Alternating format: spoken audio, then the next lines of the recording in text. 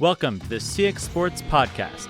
With us, you will discover how to unlock the potential of your team and how to make the right decisions for your club off the pitch. Right, good morning from the CXSports Stadium podcast room.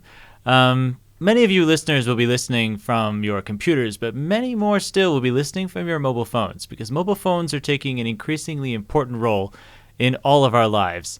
So today's topic is going to be mobile apps, because that's an area that not many sports teams have explored, but according to CXSports president Dom Einhorn, is something that a lot of sports teams should be considering, and we're going to tell you why. Thank you very much for joining us today, Dom. Thanks for having me, Jasper.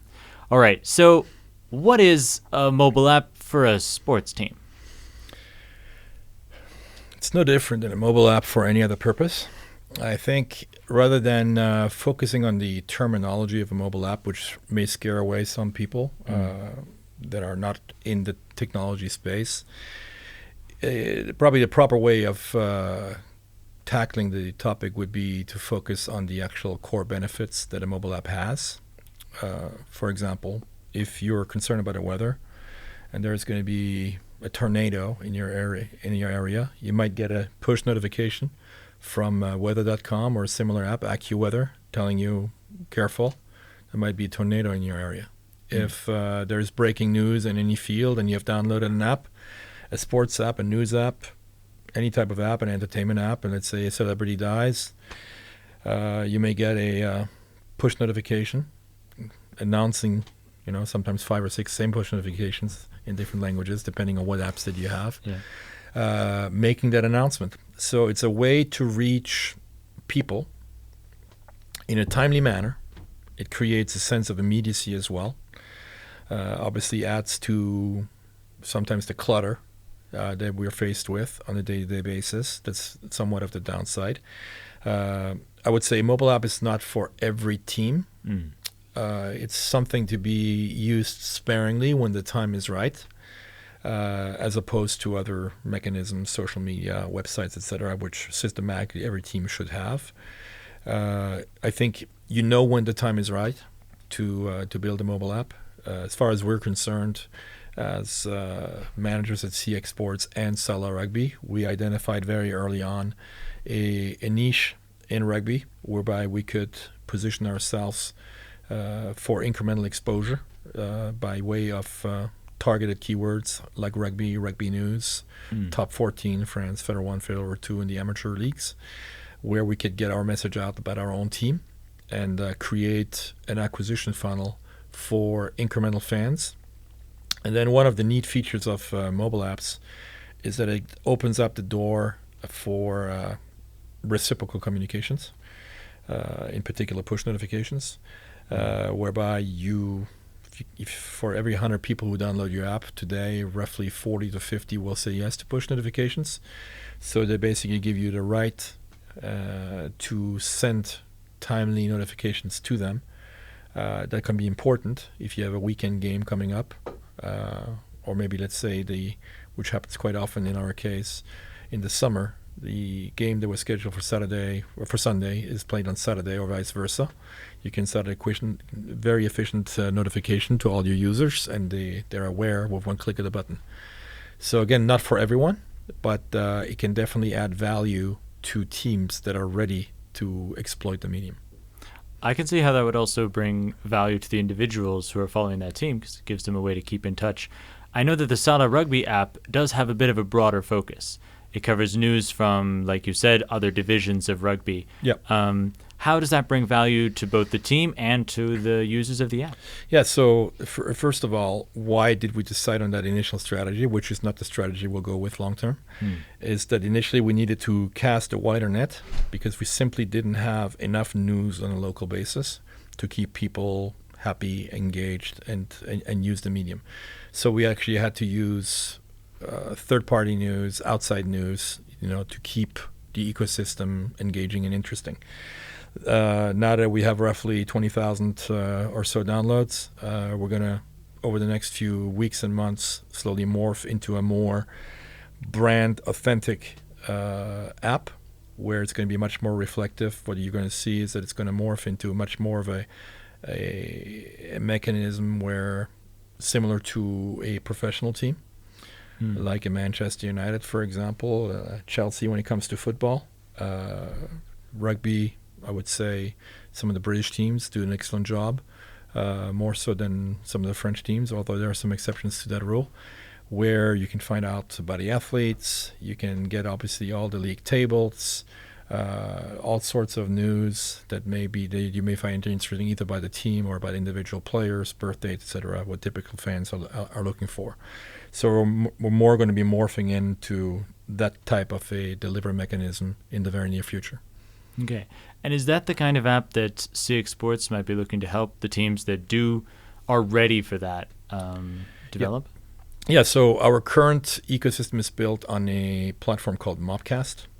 It's a platform we started back in 2015, so about 6 years ago, that would allow us to quickly launch content modules and express them by way of a mobile app. It's quick and efficient. It doesn't necessarily have all of the native features of an app, which you can add on later on, but it allows you to get started very, very quickly. Okay. In terms of revenue, because it often comes down to clubs, to the numbers, how does a mobile app like the one that we've already launched, that we're planning on launching for other teams, how does that help a team generate revenue in the long run? Yeah, so I think a big mistake that a lot of teams make, in my opinion, is to look at every expense as a direct and immediate revenue generator. So if you're building an app in the hopes that you will instantly monetize, break even plus, or make money with it, you're probably in for sore disappointment. Right. I think the way to look at a mobile app is as a tool that's part of your general ecosystem, part of your general communications, part of an outreach program, because give you an example, okay, so the app itself may not monetize at all. Yes, you may sell some tickets to the games, you may sell some jerseys, a direct link with your boutique, your e-store if you have one or not. You may get some donations if you're set up as a nonprofit organization. But most importantly, it's about that credibility factor and the ability to instantly engage with the user base, sending them timely, newsworthy push notifications, and creating the overall brand. Right? That's where the real value lies. Is that's an additional arrow to your bow, right? It's just part of your arsenal that reinforces brand equity and reinforces brand engagement. Right. We've talked in the past few episodes about a number of different factors, from social media to rebranding, that all come under that sort of umbrella of developing. How does the mobile app fit into that process? Is it the sort of ultimate tool that we want to direct people towards, or is it one more building block in the brand? I look at it as one more building block. And the reason, again, I'm wearing my marketing hat first and foremost, where do people congregate, right? And how can you engage them? So here we're talking specifically about the mobile app ecosystem, which is primarily Android and Apple/iOS based, and to a large degree, to a growing degree, also Huawei, which a lot of people tend to forget, the Huawei App Gallery, which is a behemoth, a third behemoth, but everybody in the App Store business tends to ignore them, but they're very important as well. But typically what works in one ecosystem works in the other, in terms of strategy, in terms of how you get your app referenced and ranked for specific keywords. So the key terminology in the App Store is ASO, which stands for App Store Optimization, which is the equivalent to SEO for web, search engine optimization, where you can influence the algorithms and make sure that you position specific content in front of people for specific keywords and they find it. So in that sense, I think that a mobile app is definitely more of an add-on, much more so than a standalone. And the reason why you may be interested in launching a mobile app is because you believe that you'll be able to reach on a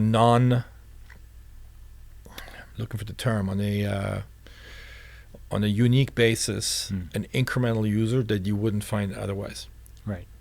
It's one more way of adding people in and reinforcing that brand value. Yeah. one question that I On have. a non-duplicated basis is what I was looking for. Okay, makes sense. I know that you mentioned earlier Salah Rugby has over 20,000 downloads for its two apps, one in English, one in French. Would you call that a good start or a strong success? And how would CXSports help other teams get that level of success? It's a very good start. It's not a smashing success, mostly because we haven't focused on getting wider distribution yet, which we will. Yes, CXSports unequivocally is ready and willing to help teams launch their apps. Mm-hmm. If they have their apps, we can help them grow their audience. We probably do that better than actually creating the apps themselves. Mm-hmm. So our forte is really on the marketing side, on the acquisition side.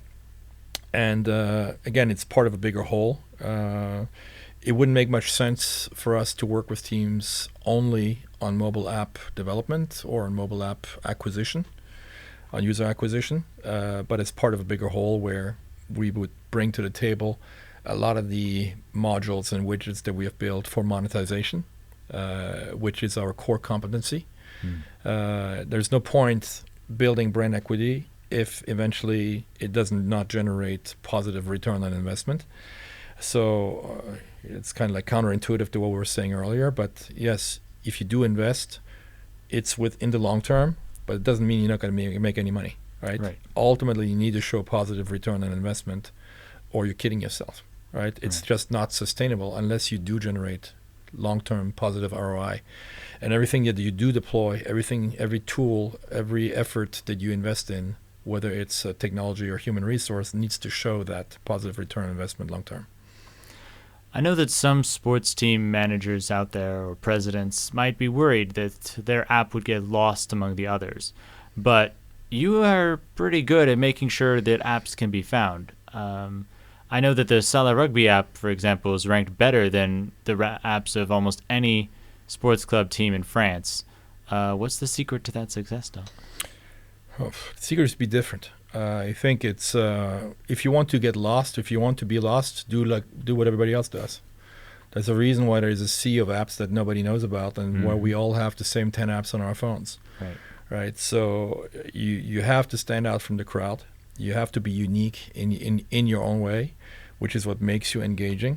If you're a small local team, it's easier to stand out because you have a unique value proposition to your local audience. Why wouldn't the local fan have your app, right?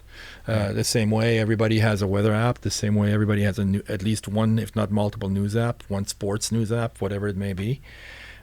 Perhaps an education app. We all have pretty much Wikipedia on our phones as well as an encyclopedia. We have our music player, be it Spotify or whatever it may be, right?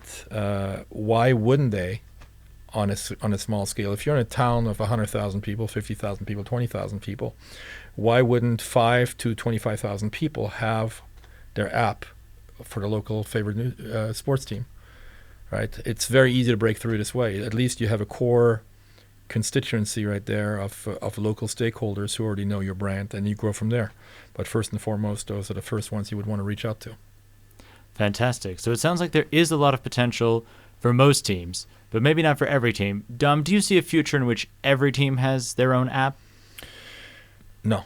It's a personal statement. I don't think it makes sense for all teams. I think, again, it's at the right time. It's the right extension to the brand. If you'd ask me right now, top of my head, as to percentage-wise what that would represent, I'd probably say 25% of the teams should have an app. The larger your existing engagement via other channels, the more it makes sense to grow incrementally and exponentially via other avenues, like a mobile app. I wouldn't start with it. Right. Okay, well, it sounds like CXSports at least is willing to help those teams that do have an app and want to expand their audiences, or are looking getting started with a simple app, which is a promising tool for them to build their brand. So thank you very much, Dom, for explaining that. And I encourage all of our listeners to check out the Salah Rugby app on the App Store. It's pretty easy to find. You just type rugby and Salah, and there it is. So give it a look and see if that's right for your team. Thank you very much, Dom, for joining us today. Thank you very much to our audiences, and look forward to tackling a new subject next week on how to unlock the potential of your sports team. Thank you very much. Thanks, Jasper. Subscribe and stay tuned for more episodes. Join the community at CXSports 1 on Facebook. We will give you the tools you need to make your club stand out and succeed.